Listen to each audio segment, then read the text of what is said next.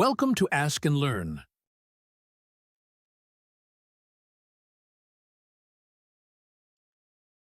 In this problem, we have a bar again that is attached at one end with a ball joint to the ground in this case, and then it extends upwards at an angle and then outwards from the wall. And there's a distributed load acting on the horizontal portion. And so we're going to replace that with a point load at the middle of the distributed load. So at the ball joint, which is point A in the figure, we have forces in all three directions, and that is our origin. Then there are two cables attached to a point up along the inclined part of the structure that go to attach the points on the wall, as you can see in the book. So this is one of them will be in the direction from 2 to 5. And we'll define what those points are in a minute. And the other one will have a direction of 2 to 6, and they'll have different magnitudes. And again, we could technically just put plus here and basically make this an entire force applied at point 2 because they act at the same point. And that point is 1 meter in the x direction and 1 meter in the z direction. Now we have the external load acting, the distributed load, and I'm just going to say that that has an equivalent magnitude of W, and that magnitude would be 800 meters per newton times 3 meters, so 2400 newtons, and it acts at the center of the horizontal portion of the rod. And that point we can figure out is it's on the x-axis. So and then it's 1.5 meters above the x-axis, and 1.5 meters. I messed that up. No. Oh yeah, I'm looking at the wrong point. Okay, yeah, it's this guy. It's 4 meters along the x-axis, that right?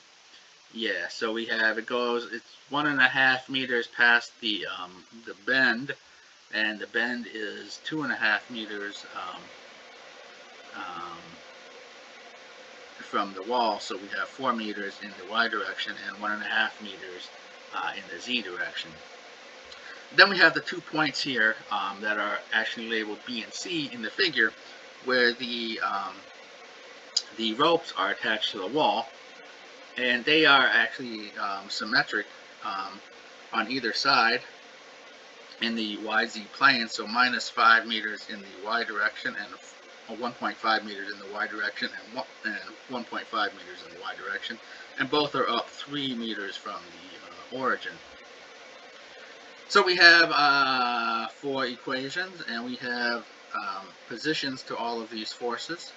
We have 4 forces, and we have the positions to all of these, and we have the directions because we know where point 2 is, and we know where point 5 is, and we know where point 6 is, so we can figure out what these unit vectors are.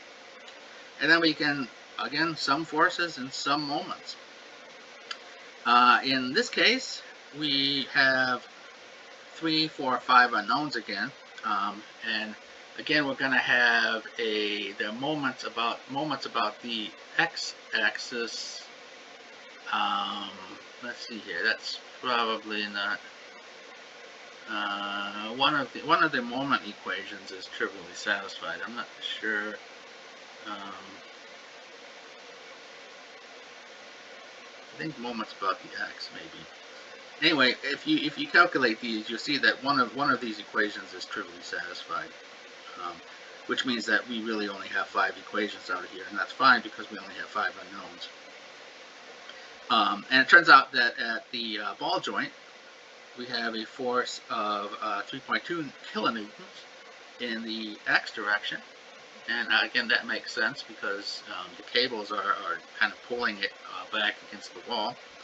And then we have a force of minus 4 kilonewtons in the z direction, which is not so it's let's see here,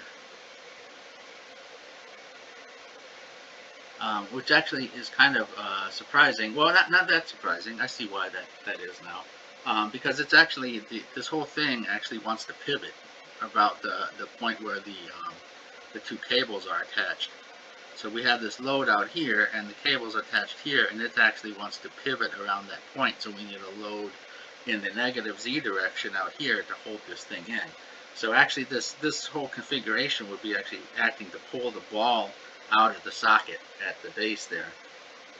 And so then we have tension in the cable of 4.31 kilonewtons, and that's the same in both cables, and that's to be expected because we have symmetry in the problem.